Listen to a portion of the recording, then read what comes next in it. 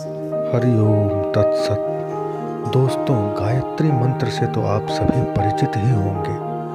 गायत्री एक वेदों का छंद भी है। गायत्री मंत्र इस प्रकार है: ओम भूर्भुवः स्वः तत्सवितुर्वरेण्यं भर्गो देवस्य धीमहि धियो यो नः प्रचोदयात्। गायत्री छंद जो ऋग्वेद के 7 प्रसिद्ध छंदों में एक है, इसका महत्व बहुत अधिक कहा गया है।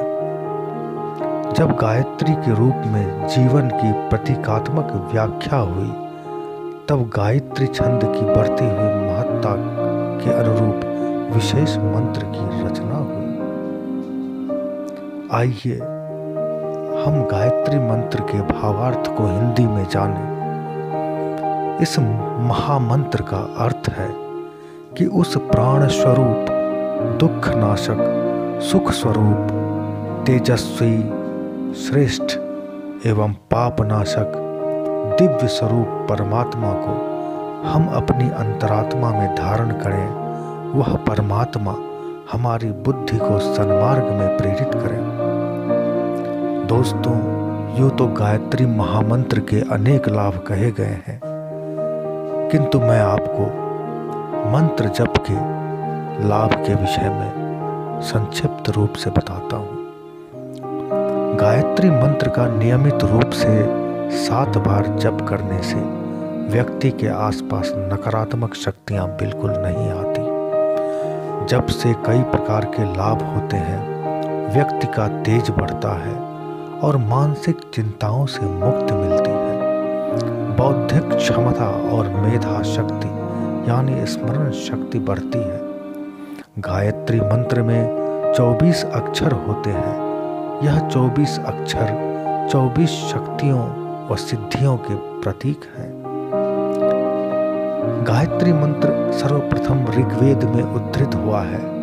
इसके ऋषि विश्वामित्र और देवता सविता हैं। वैसे तो यह मंत्र विश्वामित्र के इस सूक्त के 18 मंत्रों में एक है, किंतु अर्थ की दृष्टि से इसकी महिमा का अनुभव आरंभ में ही ऋषियों ने कर लिया था।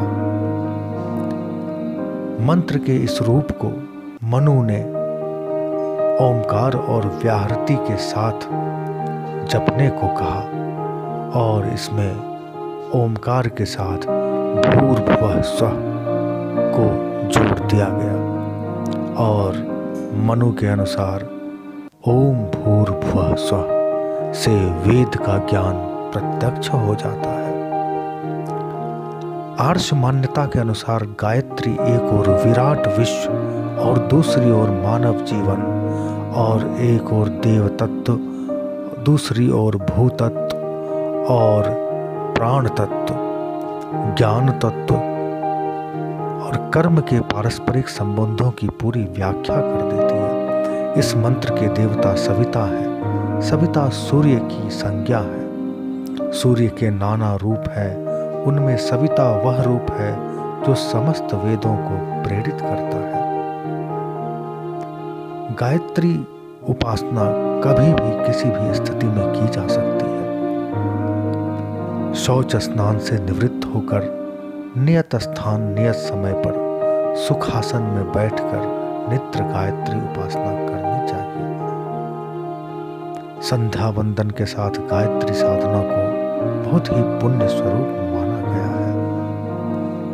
गायत्री मंत्र का जप न्यूनतम 1 माला अर्थात घड़ी से प्रायः 5 से 10 मिनट नियमित रूप से किया जाना चाहिए। इस प्रकार मंत्र का उच्चारण करते हुए माला की जय एवं भावना की जाए कि हम निरंतर पवित्र हो रहे हैं।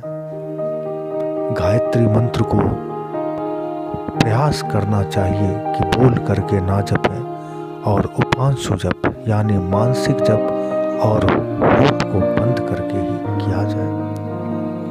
इतना सब करने के बाद पूजा स्थल पर देवताओं को करबद्ध नतमस्तक होकर नमस्कार किया जाए।